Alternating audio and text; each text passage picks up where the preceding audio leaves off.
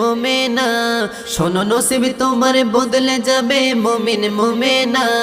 আজ বলবো আমি তিন ব্যক্তির করুণ ঘটনা, আজ বলবো আমি তিন ব্যক্তির করুণ ঘটনা।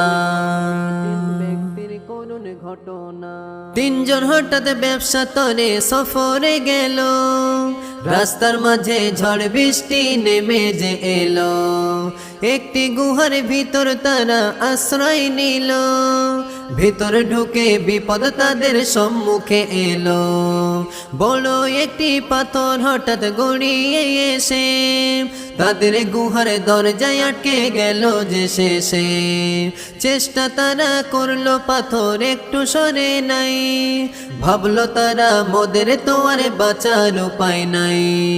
অক্সিজেন ধীরে ধীরে হয়ে যায় বন্ধ, মৃত্যু তাদের লেখা সেথায় নেই কোনো